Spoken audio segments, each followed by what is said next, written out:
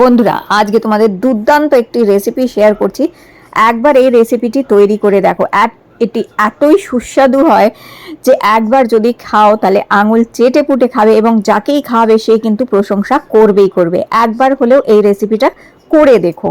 এর জন্য দেখো গাঁঠিয়া নিয়ে নিয়েছি, বেসনের যে গাঁঠিয়া বাজারে পাওয়া যায়, গাঁঠিয়া নিতে পারো, সরু গাঁঠিয়াও নিতে পারো অথবা মোটা গাঁঠিয়াগুলো নিতে পারো। আর এবার আমাদের যেটা হচ্ছে কিছু মশলা তৈরি করতে হবে। তো দেখো এখানে 11 এলিট মিনি ইলেকট্রিক চপারটা নিয়ে নিয়েছি। এর মধ্যে সবার প্রথমে আমি দুটি মিডিয়াম সাইজের পেঁয়াজ একদম ঝিরিঝিরি করে চপিং করে নেবো। তো দেখো এর মধ্যে খুব সুবিধা হয়, ছোট্ট কম্প্যাক্ট একটা চপার হচ্ছে এটা। আর এটা রিচার্জেবল হচ্ছে, মানে এটা তোমরা যেমন মোবাইল ফোন আমরা চার্জ দিই ওরকমভাবে এটাকে একবার যদি চার্জ দাও অনেক দিন এটা চলে কিন্তু। আর ছোট্ট একটা জিনিস হচ্ছে, রান্নাঘরে রেখে যখন তখন ইউজ করতে পারবে, কর্ডলেস হচ্ছে, চার্জ দিয়ে নেবার পর তোমরা এটা যেখানে ইচ্ছা নিয়ে গিয়ে তোমরা এটা ইউজ করতে পারো।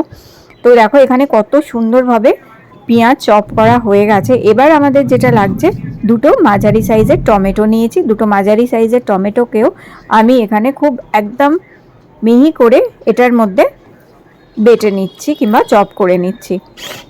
তো এইভাবে পেঁয়াজ আর টমেটোটাকে খুব ভালো করে আগে আমাদের চপ করে নিতে হবে। আর দেখো কয়েক সেকেন্ডের মধ্যেই কিন্তু এত সুন্দরভাবে সমস্ত কিছু চপিং হয়ে যাচ্ছে। সময় বাঁচায় অনেক, এই জিনিসটা দিয়ে সময় অনেক বেঁচে যায় এবং রান্নাও কিন্তু ভীষণ ভালো হয় এটা দিয়ে এরকমভাবে চপ করে নিলে। আর দেখো এখানে নিচ্ছি রসুন, 10-12টা রসুন নিয়েছি, 4-5টা কাঁচা লঙ্কা নিয়েছি, ঝালটা তোমরা স্বাদ অনুযায়ী কম বেশি করতে পারো। আর 1-1.5 ইঞ্চি মতন আদা এখানে দিয়ে দিয়েছি। আদা রসুন আর কাঁচা লঙ্কাটাকেও আমরা খুব ফাইনভাবে এখানে চপিং করে নেব। চপিংটা তোমরা তোমাদের পছন্দসইও করতে পারো, একটু মোটা মোটা রাখতে পারো কিংবা একদম ফাইন চপিংও করতে পারো এটার মধ্যে। তো এইভাবে এটা সুবিধা হয় ভীষণ। আর দেখো এখানে 1 মুঠো ধনেপাতা নিচ্ছি, 1 মুঠো ধনেপাতাকেও খুব সুন্দরভাবে আমাদের আগে চপিং করে নিতে হবে। তো চলো ধনেপাতাটাও চপ করি। ধনেপাতা কিন্তু হাতে ছুরি বলো বটি বলো কাটা ভীষণ সমস্যা হয়, কিন্তু এটার মধ্যে এত সুন্দর হয় ধনেপাতা কাটা, খুব সুন্দর ধনেপাতা এর মধ্যে কিন্তু চপ করা যায়। তো এখানে আমরা ধনেপাতাটাকেও দেখো কত সুন্দরভাবে চপ করে নিচ্ছি এবং ধনেপাতার ডান্ডিগুলো যে থাকে ওগুলোও এত সুন্দর চপ হয়ে যায়। দেখো তোমাদের এই দেখো কত সুন্দরভাবে হয়ে গেছে, দেখতেই পাচ্ছ দেখো। তো চলো এখন কাটাকাটি কমপ্লিট হয়ে গেছে, এবার রান্নাটার বেলা। এখন যেটা হচ্ছে, এখানে আমি গ্যাসটা অন করে নিয়েছি আর একটা ফ্রাইং প্যান বসিয়ে এখানে দিয়ে দিচ্ছি আমি সর্ষের তেল। তোমরা চাইলে এটা ঘি অথবা সাদা তেলেও রান্না করতে পারো। তো এখানে 2 বড় চামচ আমি সর্ষের তেল দিয়েছি। সর্ষের তেলটা ভালো করে আগে একটু গরম করে নেব। সর্ষের তেলটা ভালো মতন গরম হয়ে গেলে সবার প্রথমে আমি পেঁয়াজ কোরানোটা দিয়ে দিচ্ছি। এখানে পেঁয়াজ কোরানোটা দিয়ে এখন পেঁয়াজটাকে হালকা করে আগে একটু ভেজে নিতে হবে আমাদের।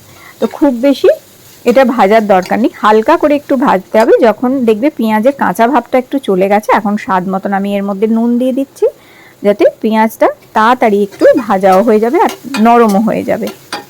তো হালকা করে পেঁয়াজটা এইভাবে আগে আমরা ভেজে নেব। এখন পেঁয়াজটা বেশ ভাজা হয়ে এসছে, দেখতেই পাচ্ছ।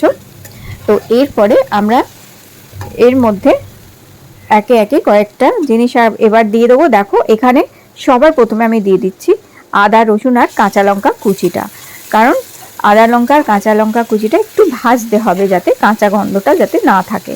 তো এই পেঁয়াজের সাথে হালকা করে একটু ভেজে নিয়েছি। আর এখন দেখতেই পাচ্ছ, রঙটা দেখে বুঝতে পারছো যে ভাজা হয়েছে সুন্দরভাবে। এরপরে আমরা এখানে পেঁয়াজ বাটাটাও দিয়ে টমেটো বাটাটাও দিয়ে দিচ্ছি। তো টমেটো বাটাটা দিয়ে এবার একটু ভালো করে নেড়ে চেড়ে নিতে হবে আমাদের, যাতে টমেটোর কাঁচা ভাবটা চলে যায়। তো এইভাবে মিক্স করে নিয়ে আর পুরো রান্নাটাই মিডিয়াম ফ্লেমে করতে হবে, খুব হাই ফ্লেম অথবা লো ফ্লেম করতে হবে না, মিডিয়াম ফ্লেমে রেখে পুরো রান্নাটা করে নিতে হবে। তো এইখানে এই যে সুন্দরভাবে কিন্তু পেঁয়াজ টমেটো আদা রসুন কাঁচা লঙ্কা ভাজা হয়ে গেছে। আর এখন এবার আমি দিয়ে দিচ্ছি এর মধ্যে স্বাদ মতন হলুদ। তো এখানে 1 চামচ আমি হলুদ দিয়ে দিলাম, আর দিয়ে দিচ্ছি 1 চামচ লঙ্কার গুঁড়ো। তো এখানে আমি কাশ্মীরি লঙ্কার গুঁড়ো দিলাম। লঙ্কার গুঁড়োটা তোমরা ঝাল যেমন খেতে চাও সেই অনুযায়ী কম বেশিও করতে পারবে। আমি 1 চামচ এখানে লঙ্কার গুঁড়ো দিয়েছি। আর এখন এই মশলাটাকে ভালো করে আমাদের একটু কষিয়ে নিতে হবে। তো এইভাবে মশলাটা একটু ভালো করে কষানো হয়ে গেলে দেখতেই পাচ্ছ যে মশলাটা থেকে এখন কিন্তু তেল ছাড়তে আরম্ভ করেছে। তো মশলাটা এখন সুন্দরভাবে ভাজা হয়ে গেছে। আর এরপর চলো এর মধ্যে এখন দিয়ে দেবো আরও কিছু মশলা আমরা। তো এখানে এইভাবে যখন ভাজা হয়ে যাবে এরপর দিয়ে দিচ্ছি গরম মশলা। এখানে 1 চামচ আমি এখানে গরম মশলা দিয়ে দিলাম। এরপর গরম মশলাটাকেও ভালো করে একটু ভেজে নিতে হবে। গরম মশলাটি ভাজা হয়ে গেলে এখানে 1 চামচ আমি কসুরি মেথি দিয়ে দিচ্ছি। কসুরি মেথি দিলে খুব সুন্দর একটা গন্ধ আসবে, খুব সুন্দর একটা ফ্লেভার ছাড়বে। কসুরি মেথিটা দিয়ে আবার ভালো করে একটু নেড়ে চেড়ে কষিয়ে নিতে হবে। তো অলমোস্ট এটা কমপ্লিট হয়ে গেছে। এখন দেখো ভালো মতন কষানো হয়ে গেছে, নিশ্চয়ই দেখে বুঝতে পারছো যে এটা ফ্রাইং প্যান থেকে উঠে আসছে, তার মানে এটা সুন্দরভাবে কষানো হয়ে গেছে। এখন আমি এর মধ্যে দিয়ে দিচ্ছি সামান্য 1 ছোট চামচ একটু চিনি। চিনিটা দিলে টেস্টটা ব্যালেন্স হয় আর খুব ভালো লাগবে খেতে। তো সামান্য 1 ছোট চামচ এখানে চিনি দেবে, দিয়ে ভালো করে আবার এটাকে মিক্স করে নেব। মিক্স করে নেওয়ার পর একটা টমেটো আমি একটু বড় বড় করে এইভাবে কেটে নিয়েছিলাম।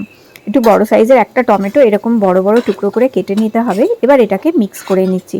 টমেটোটা এখানে আর বেশি ভাজা চলবে না, টমেটোটাকে জাস্ট একটু মশলার সাথে এইভাবে নাড়িয়ে চাড়িয়ে নিলেই যথেষ্ট, যাতে টমেটোটা খুব বেশি যেন গলে না যায়। তো এইখানে একটুখানি টমেটোটা দিয়ে এইভাবে নাড়িয়ে চাড়িয়ে নিলাম আমি। আর এখন আমি এখানে দিয়ে দিচ্ছি 1 গ্লাস জল। 1 গ্লাস জলটা দিয়ে এখন এটাকে ভালো করে মিক্স করে নেব। আর এটাকে একটু ফুটতে দিতে হবে আমাদের। তো এই যে জলটা দিয়ে ভালো করে মশলাটার সাথে মিশিয়ে নিচ্ছি। আর এবার একটুখানি ফুট উঠতে দেবো এটাতে। তো এটা মিডিয়াম ফ্লেমেই রাখতে হবে, এটা হাই ফ্লেম লো ফ্লেম একদমই করবে না। পুরো প্রসেসটা পুরো রান্নাটা মিডিয়াম ফ্লেমেই করলে খুব সুন্দর হবে আর একভাবে রান্নাটা হবে কিন্তু। তো এই যে কিছুক্ষণের মধ্যে এটা কিন্তু ফুটে উঠবে, দেখতেই পাচ্ছ এই যে ফুটতে আরম্ভ করে দিয়েছে এটি। তো এটা 1 মিনিট যখন ফুটে যাবে, জাস্ট 1 মিনিট এটাকে ভালো করে ফুটিয়ে নিতে হবে টক বগিয়ে। তো এটা দেখো 1 মিনিট এইভাবে টক বগিয়ে ফুটিয়ে নিচ্ছি। আর এরপর আমরা কি করব, এর মধ্যে ওই যে গাঁঠিয়াগুলো আমি যে বলেছিলাম বেসনের গাঁঠিয়া, এগুলো বাজারে কিন্তু তৈরি পাওয়া যায়। একটা সরুও পাওয়া যায়, আবার একটু মোটা ধরনের এই মোটা ধরনেরও পাওয়া যায়। যেটাই তোমরা বাজারে পাও সেটাই তোমরা নিয়ে আসতে পারো। নিয়ে এবার এর মধ্যে আমি প্রায় 1 থেকে 2 কাপ মতন গাঁঠিয়াগুলো দিয়ে দিচ্ছি। দিয়ে এবার এটাকে আর বেশি কিন্তু ফোটানো যাবে না, আর 1 মিনিট কি 2 মিনিট জাস্ট ফুটিয়ে নিতে হবে। আর যেমন গ্রেভি তোমরা খেতে চাও, একটু ঝোল ঝোল খেতে চাইলে একটু ঝোল ঝোল অবস্থাতেই নামিয়ে নেবে, আর একটু ঘন খেতে চাইলে একটু ফুটিয়ে নামিয়ে নিতে পারো। তবে এটি রাখা থাকলে এটা কিন্তু জল টেনে নেয়, সেই জন্য।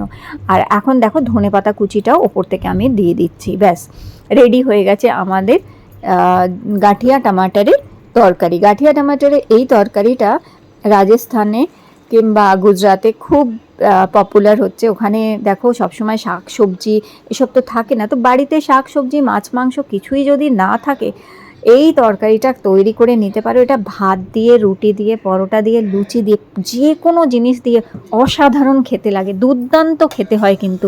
আর নিশ্চয়ই দেখে বুঝতেই পারছো যে কত সুন্দর এটা তৈরি হয়েছে। তো রেসিপিটা ভালো লেগে থাকলে লাইক দিয়ে আমার চ্যানেলটি সাবস্ক্রাইব করে